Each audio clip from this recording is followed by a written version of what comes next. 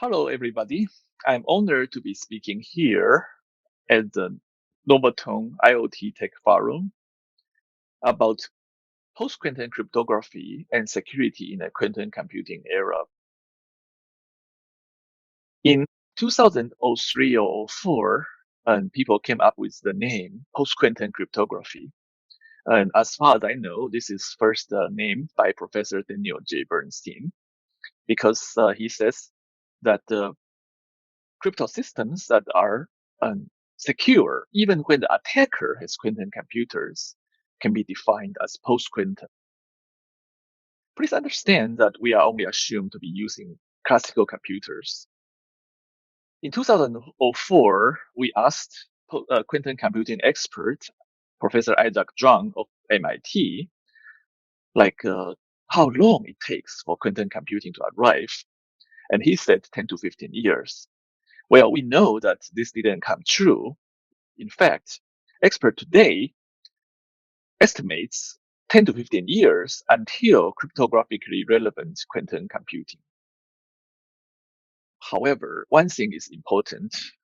Not everybody on the street will have a quantum computer. So why are we worrying?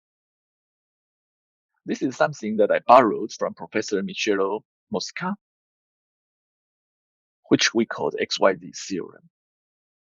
Everyone would have something that they need to be secure for a long time, like X years.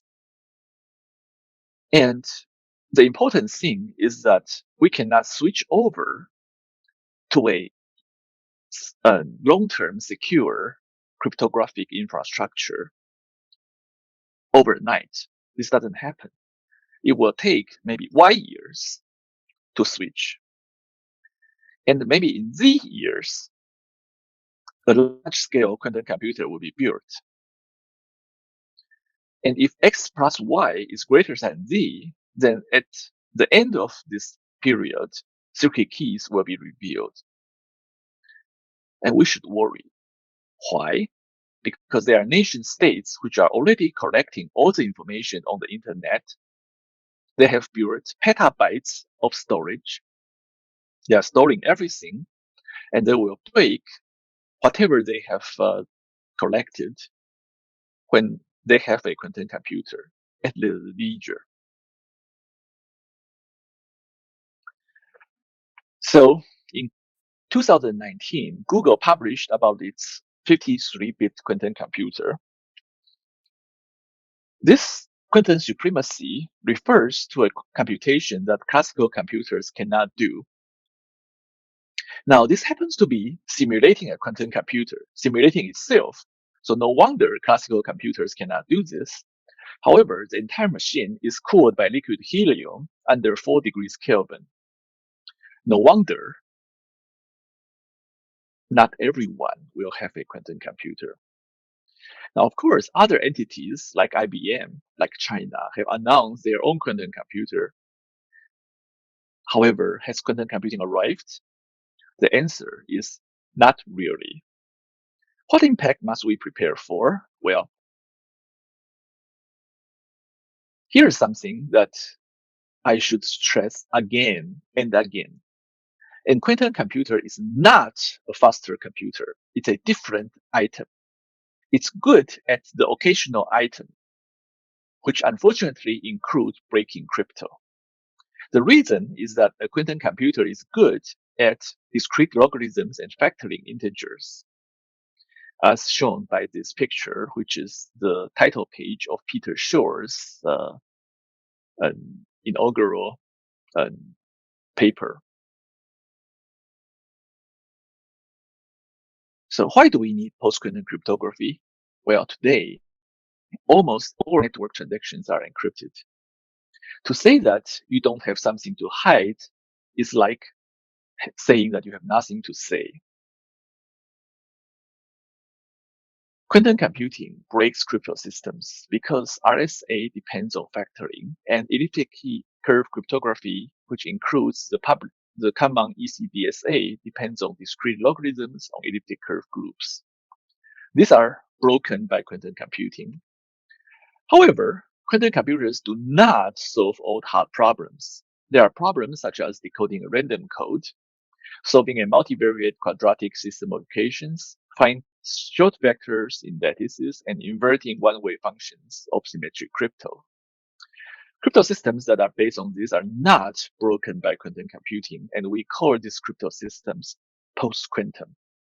Some examples are Macalis, which are based on codes, N-true and LPR, which are based on lattices, and unbalanced oil and vinegar, which are based on multivariate quadratics. So these are called post-quantum. Doesn't mean that PQC is something that comes after quantum crypto. So it's post-quantum apocalypse cryptography, not post-quantum cryptography. In post-quantum cryptography, our enemies have expensive equipment, and in quantum crypto, everyone has expensive quantum equipment, which shows that PQC comes before quantum crypto. PQC is also ready today. It's 43 years old. RSA was 18 years old, and ECC was 20 when they were standardized. Macalis is older than most people in this webinar. And not only that, it can be used on today's equipment without any special new purchases. Usually, quantum crypto means quantum key distribution, and the US NSA have taken a position against QKD and QC. They say that it's overpriced, unnecessary, and does not deliver on its security promises. This is a web page from the NSA, and I have circled the important pieces. Now, of course, you cannot read this, so let me magnify it a little bit. Synopsis: NSA continues to evaluate the usage of cryptographic solutions to secure the transmission of data in national security systems. NSA does not recommend the usage of quantum key distribution and quantum cryptography for securing the transmissions of data in national security systems. It names certain limitations. There are quite a few of them. It's expensive. It increases the risk of denial of service. It increases infrastructure costs. And most importantly, it's only a partial solution. It does not provide authentication, and it in fact needs an authenticated channel. In modern crypto, an authentication means that we can exchange keys, which means that we can do secure communications without using QKD after all. So the NSA suggestion is that we use post-quantum, or sometimes called quantum resistant cryptography. And they say, let's follow the NIST process for post-quantum standardization. There are other security agencies, and they also do not endorse QKD. The British, the Dutch, the German, the French, and the EU's NISA. So the NIST competition leads the way, and we can see that it's after 20 years after Shor's algorithm was published that the nation apparatus finally wakes up and decides that we need a post-quantum cryptography standard. In 2016, NIST called for a PQC standard competition. The due date was the end of November 17. A month later, they published the first round candidates, and people start breaking each other's schemes right on the day they published. They had 3 PQC conferences, one of them online, and they are now in the third round of candidates. In other words, starting from July 2020, we've been in the third round of the competition with at least some candidates that will become standard very soon. And some candidates will continue to be considered for standardization afterwards. However, the NIST has not published its results for round 3. NIST has done a lot of competitions in the past: block ciphers, hash functions, post-quantum cryptography, and lightweight crypto. The last two are still in process.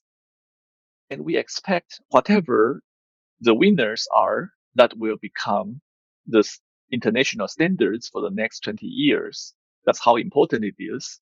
And the winners, the inventors of the winners become famous, maybe not rich, but famous. I should mention that Taiwan did pretty well in this round 3, with involvement in 2 of the 7 finalists and 2 of the 8 alternates. So myself was involved in Rainbow and Entropy Prime, and my colleagues at Academia Sinica is involved in Classic Market List and Sphinx Plus. Of course, Rainbow has been hurt in security by some new attacks, and it probably will not become a standard. However, that doesn't detract from the fact that Taiwan did pretty well. So NIST has not given its third round results. So there's a hard problem of what do I recommend today? If I'm pressed today, I will suggest to you to use Classic Market List for long-term secrets and Entropy Prime for most of your secret transmissions. Classic Market List has been around for 43 years, and the asymptotic security level remains the same. It has not been hurt at all by all this asymptotic, by all this cryptanalytic analysis.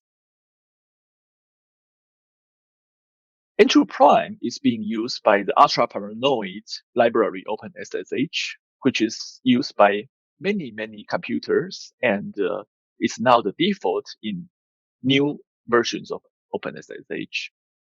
We suggest that you use hash-based signatures for important issues and use a pre-quantum, post-quantum hybrid for everything. This ensures that things do not get worse than today if something goes seriously wrong. So if you use ECC along with Entropy Prime, you will not get a security level that's worse than today's ECC. We should also mention that these digital signatures, XMSS and LMS, they are believed to be secure under some reasonable sounding conditions, but they have some limitations. They have a limited number of uses and need to keep a persistent state, which means that we cannot use them if virtual machines are being considered. However, they are ready to go. They are NIST standards and they are secure. The other recommendation is that we should start transition right now. And if you are a big institution, you should have a long-term security officer. The first task is to inventory the current systems, find all uses of traditional crypto, and find and replace, when you are at it, old symmetric crypto. When Microsoft has to replace its cryptography, like SHA-1, it has to do this in about 10,000 locations in its operating system. That's how hard it is. After that, you should shift for long-term security. And like I said, I suggest that you use Classic Market List in hybrid mode for your long-term secrets, Entropy Prime in hybrid mode to encrypt your short-term transmissions, and Sphinx Plus or XMSS to sign important announcements. The third recommendation is to use key continuity. Assume that each transmission is protected by a shared secret.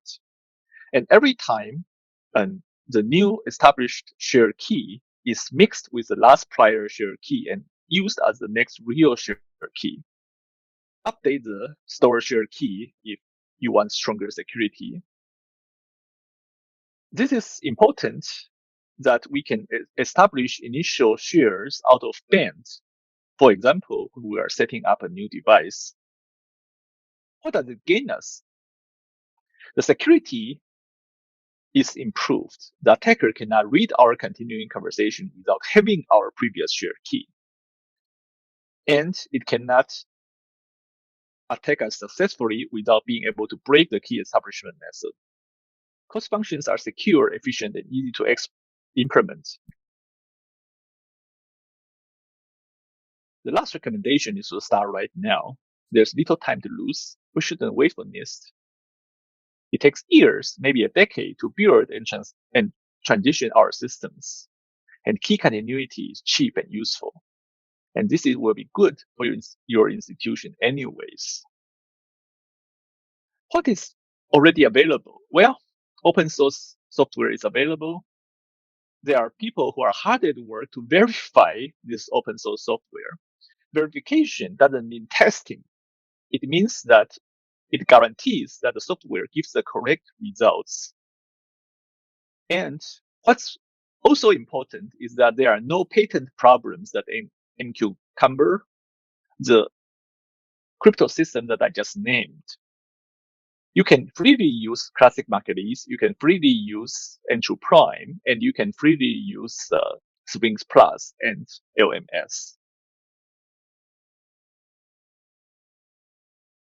I should say that this is basically everything.